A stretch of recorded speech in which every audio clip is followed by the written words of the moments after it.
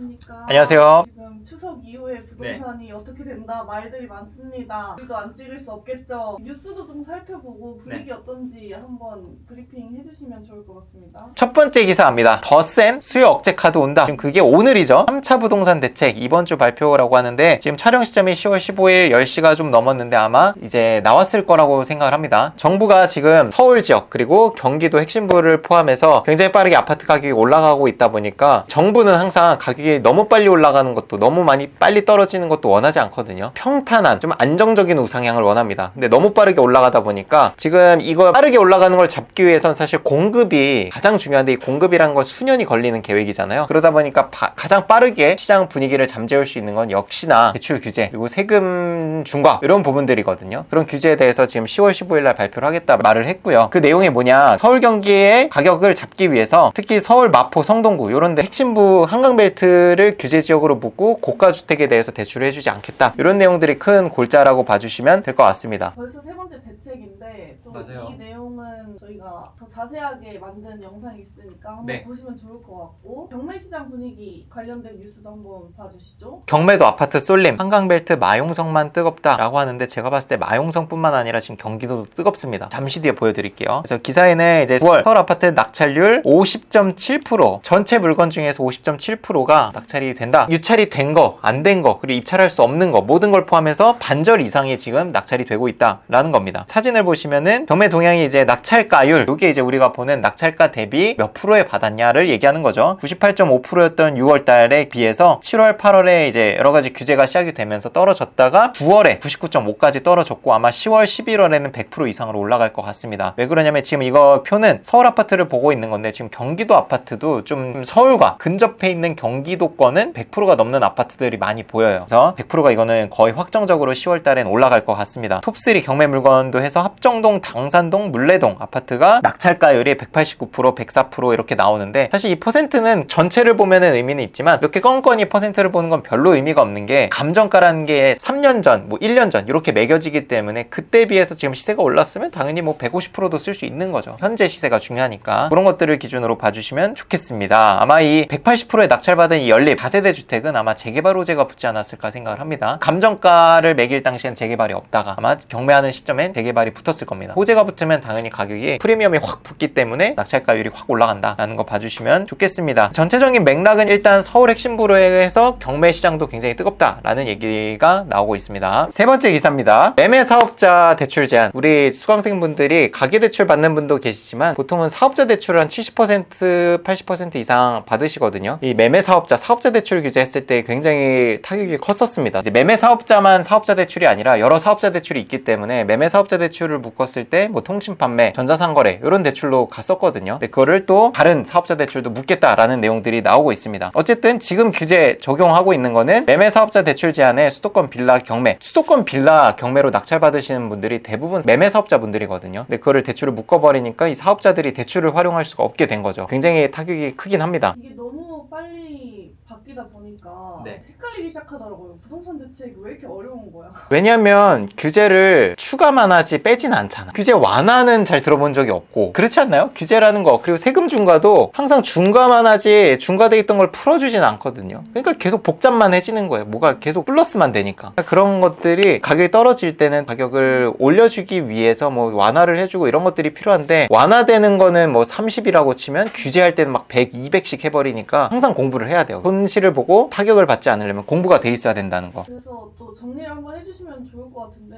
이제 주택수 별로도 포지션을 이렇게 잡아야 된다 뭐 이런 게 있을까요? 자, 일단은 무주택, 1주택, 2주택 이상 이렇게 카테고리를 세 가지로 한번 나눠봤습니다. 무주택자분들은 사실 지금 제일 좋아요. 규제를 하면 할수록 좋은 분들은 무주택자입니다. 주택이 없고 대출이 없는 분들을 규제하진 않거든요. 근데 나를 제외한 다른 사람들이 다 규제를 받아. 그럼 상대적으로 내가 이점을 갖게 되는 겁니다. 그리고 정부에서는 그 규제한, 지금 토지거래 허가구역, 뭐 대출 규제 지역으로 묶은 지역이 정부에서도 여기는 올라갈 수밖에 없다라고 찍어준 거거든요. 그래서 무주택자분들은 여력이 되신다면 정부에서 찍어준 그 규제 지역 물건들을 살 수 있으면 사는 게 제일 좋긴 합니다. 벌써 이번 정부 들어와서 임기가 4개월이 지났는데 세 번째 규제라는 건 다달이 규제가 나왔다는 뜻인데 계속적으로 앞으로 나올 확률이 높아요. 대통령님이 한 말씀 중에 굉장히 유명한 게 있잖아요. 이제 시작일 뿐이다. 맞아요. 이제 임기가 이제 4개월 됐습니다. 앞으로 규제들이 더 많아질 떨어질 거고, 그렇게 때리다 보면은 돈을 가진 사람만이, 현금 부자만 또는 무주택자분들만 매수를 할 수 있는 지역들은 어쨌든 보유 가치가 있을 거다라고 말씀을 드리면서, 지금은 어쨌든 후반부는 아니기 때문에 지금 사서 갖고 있는 포지션들은 최대한 좋은 걸 사는 게 맞다라고 판단을 합니다. 무주택자분들은 1억 이상 대신 5천만 원 이내로 사는 물건은 뭐 3억짜리 4억짜리일 텐데 이런 거는 사실 보유 가치가 없을 수 있고요. 제 생각에는 실거주자분들 기준으로 한 2억 정도는 있으신 분들이면 2억 정도로 살 수 있는 최대한 좋은 거를 사는 거는 괜찮지 않을까. 금리도 또 떨어지고 있으니까. 똘똘한 채로 간다. 똘똘한 한 채. 대출은 정부에서 뭐 내가 90% 80%까지 못 받게, 무주택자분들도 어느 정도 규제를 받고 있기 때문에 금융권에서 대출받아서 살 수 있는 물건 중에 제일 좋은 걸 사는 거는 나쁘지 않다라고 생각을 합니다. 무주택자분들은 그래서 답이 너무 심플해요. 가능한 좋은 물건을 사시면 좋겠고, 투자금이 자본이 2억이 안 되시는 분들, 뭐 1억이나 2억 또는 1억 이하이신 분들은 일단은 투자금을 최대한 빠른 시일 내에 2억까지 불려 보시기를 권장을 드립니다. 그거는 이제 경매가 저는 적합하다고 생각을 해요. 물론 회사 다니시는 분들은 월급도 열심히 모으셔야 되고, 부업이 가능하다면 부업도 하셔서, 근데 이 부업이 저는 이제 경매를 활용하시면 좋겠다 말씀을 드립니다. 단타 매도로 뭐 1년에 한 2건씩 단타 매도를 하면 투자금을 한 5천만 원, 6천만 원 불릴 수 있거든요. 거기에 내가 1년 동안 모은 돈, 그리고 내가 기존에 갖고 있던 돈을 합치면 1년에서 1년 반 정도면 2억 정도는 만들 수 있다고 생각을 합니다. 그런 식으로 자본을 빠르게 2억까지 만든 뒤에 그때 실거주집 가장 좋은 거를 사시면 좋지 않을까 생각을 합니다. 빠르게가 포인트겠네요.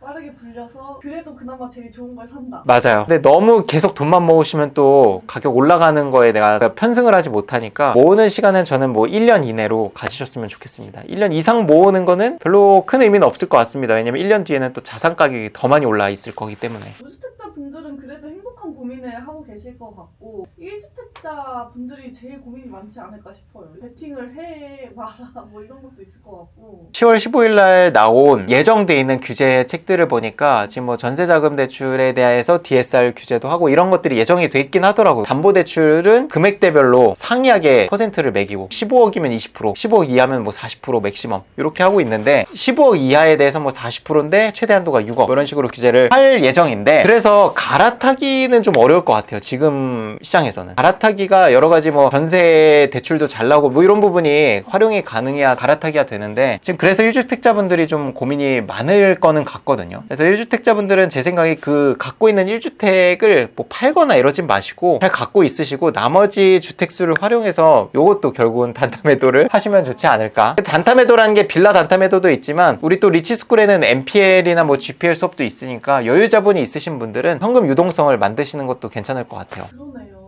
GPL이나 상가 쪽 관심을 많이 가지시겠네요. 맞아요. 주택수 규제가 없는 쪽으로도. 물론 GPL, MPL이 월 현금 흐름은 15% 정도로 따박따박 월급처럼 들어갈 거예요. 이 수업을 듣고 사업자를 내서 본인의 자본금으로 대출이 나가면, 나는 뭐 매도 차익은 필요 없다, 현금 흐름만 있으면 된다라는 분들은 가장 안정적인 현금 흐름은 MPL, GPL이라고 저는 생각을 합니다. GPL은 너무 명확해서 연애 15% 수익. 확정 수익이잖아. 변동성이 없기 때문에 안정성 측면에서 굉장히 강점이 있죠. 다주택자도 사실 1주택자랑 크게 다르진 않습니다. 어쨌든 주택수가 2개 이상 되면은 취득세 중과라는 게 들어가기 때문에 자산을 사는 것 자체가 이제 문제가 됩니다. 그래서 이런 분들은 1억 이하 빌라를 보시거나 오피스텔 아니면 MPL 투자를 보시면 됩니다. 저 같은 경우는 뭐 MPL 투자도 내년에는 할 계획이 있지만, 오피스텔을 사서 월세를 돌린다, 그리고 오피스텔을 사서 매도 차익을 만든다라는 거는 서울 핵심부나 경기도의 수원 영통이라든지 강남과 굉장히 가까운 지역들이 있잖아요. 뭐 성남, 그리고 수원 영통, 분당 이런 데 있는 뭐 투룸 이상의 아파트의 대체제가 될 수 있는 상품들은 좋다고 봐요. 왜냐면 지금 대출 규제를 막 하잖아요. 그러면 이제 아파트 대출이 안 되잖아. 그럼 이제 어디로 가냐면 오피스텔로 갑니다. 아파텔로 가요. 근데 아파텔은 방 3개, 화장실 2개 구조 똑같은데 대형 평수 아파트들 대출이 70% 되거든요. 그래서 10월 15일 날 지금 대부분의 수도권 지역, 핵심부라고 하는 지역들이 대출 규제로 묶일 거예요. 그러면 아파트로 갔었어야 될 돈들이 어디로 갈 거냐면 오피스텔로 갈 겁니다. 그리고 제가 이제 올해 팔았던 오피스텔도 오르겠죠. 1년만 더 버틸 걸. 1년만 더 버틸 걸!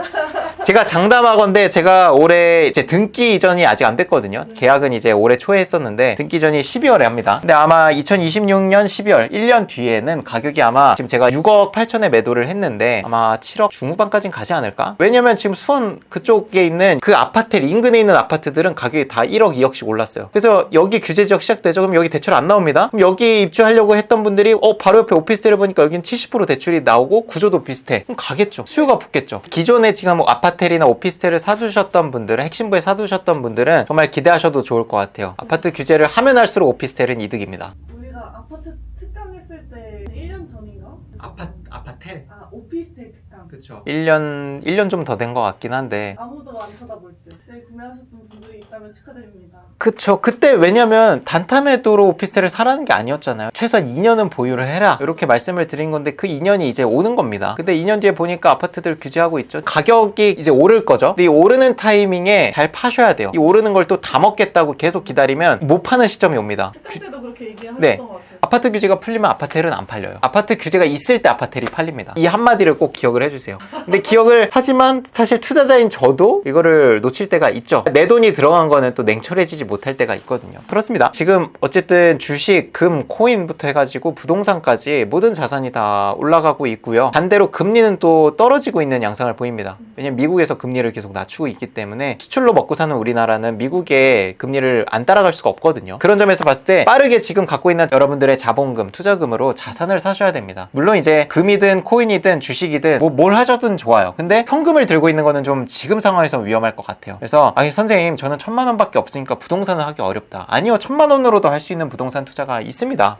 그래서 제가 이제 앞전에 영상을 찍었었는데 세입자의 보증금을 인수하면서 투자할 수 있는 방법도 있고요. 내가 가능한 자본금 안에서 할 수 있는 투자를 지금은 하셔야 되는 때입니다. 그리고 지금 자산 가격이 올라가는 게 막 후반부가 아니기 때문에 지금 투자를 하는 게 전혀 늦지는 않아요. 근데 이제 문제가 뭐냐면 여기서 돈을 더 모으고자 뭐 2년, 3년 더 모으겠다. 이런 포지션으로 갖고 가는 분들은 좀 위험할 것 같습니다. 그때 되면 자산을 샀던 분들의 격차가 굉장히 커질 것 같아요. 이런 점에서는 조금 빨리 여러분들이 배우셔서 자산을 투자를 해놓으셔라 말씀을 드리고 싶네요. 현재 뭐 대출 규제도 많고 부동산 대책들이 계속 나오고 있는 상황에서 저희 네. 수강생분들은 어떻게 시드를 뿌리고 계시는지, 규제 이후에도 낙찰 사례 꾸준히 나오고 있는지도 궁금하거든요. 최근에 제주도 교육생분께서 서울까지 오셔가지고 수업을 듣고 제주도 내려가서 낙찰을 받은 물건인데요. 대단합니다, 이 물건이. 이 물건이 2억 4천에 감정이 된 거를 특수물건도 아님에도 불구하고 9,100만 원의 낙찰을 받았어요. 자, 2억 4천짜리를 9,100만 원에 받으면 어떤 일이 발생되냐면 대출이 100%도 나옵니다. 실제로 우리 재경사 대표님인 등대지기님께서 이 물건 보더니 100%가 아니라 뭐 110%까지 대출을 얘기하셨죠. 왜냐면 2억 4천이 담보 물건이기 때문에 110%인 1억을 대출을 해주셔도 담보가치 50%도 대출이 아니에요. 은행 입장에서는 전혀 위험할 게 없는 거죠. 다시 경매로 넘어가더라도 돈 회수하는데 전혀 문제가 없고요. 그래서 여러분들이 소액으로 보신다, 자본금이 없다라고 해서 내가 2억짜리 못 본다라고 생각하지 마시고 2억짜리를 이렇게 1억 이하로 받아버리면 대출이 100%도 나오니까 내가 돈이 없어도 되는 거죠, 막말로. 그죠? 그렇게 해서 이제 낙찰을 받으셨고 요 물건의 시세는 한 2억 4천 정도가 됩니다. 그래서 매도 차익이 한 세 전후로 1억 5천, 비용들 다 떼고 나면 한 1억 3천 정도는 최소한 남을 걸로 예상이 되는 물건이에요. 그래서 투자금 없이 1억 3천을 벌 수도 있는 거예요. 정말 이렇게 물건을 잘 받으면. 요거는 흔하지 않은 케이스이기 때문에 초보자분들이 생각하기는 쉽지 않을 수 있지만 어쨌든 구조상으로 투자금이 없어도 가능하다. 특히 경매는 2억 4천짜리를 9천만 원에 받기 때문에 모든 대출이라든지 매도 차익 실현, 단타 매도 모든 것들이 가능하다라는 거 말씀을 드립니다. 두 번째는 그냥 되게 심플한 물건이에요. 요거 이제 31기 교육생분께서 받으신 물건인데 1억 6,300에 감정이 된 거를 1억 2천에 단독 낙찰로 받았어요. 그래서 74% 정도면 대출 뭐 80에서 90%까지도 나오거든요. 그래서 요 물건의 시세는 한 1억 6,500 정도로 조사를 하셨습니다. 이게 전혀 높게 조사를 하신 게 아니에요. 왜냐면 저한테 교육을 듣고 나서 제 방법대로 조사를 하셨기 때문에 절대로 높게 조사하진 않으셨을 거예요. 그리고 제가 한 번 더 확인을 해드리기도 하고 매도 차익이 4,500이거든요, 세전으로. 그래서 비용 떼고 어쩌고 하면 3,000 후반 정도는 남을 텐데 과연 이 물건에 들어간 투자금이 얼마나 될까요? 대출 80% 90% 받았으면 투자금이 3천만 원도 안 들어갔을 거예요. 그래서 이제 뭐 수리나 인테리어를 해야 되면 뭐 1,000만 원이 더 들어갈 수도 있지만 그래도 3천만 원 이내의 돈으로 3천만 원을 벌 수 있다? 내가 3천만 원의 투자금이 있었는데 이걸 정리하고 나면 6천만 원이 돼 있는 거거든요. 거기에 동시에 정리될 때까지 한 1,000만 원 정도의 돈을 모아놨다면 내 돈이 7천만 원이 돼 있는 거예요, 단기간에. 그래서 요걸 병행해서 돈을 모으셔야 자산 가격이 올라가는 거에 내가 편승을 할 수 있다라는 거죠. 이렇게 두 가지 사례를 좀 준비해 왔고요. 그리고 1억 이하 아파트도 한번 가져와 봤는데 단타 매도가 되는 기준으로 보시면 꼭 서울 경기권이 아니어도 됩니다. 이 물건도 이제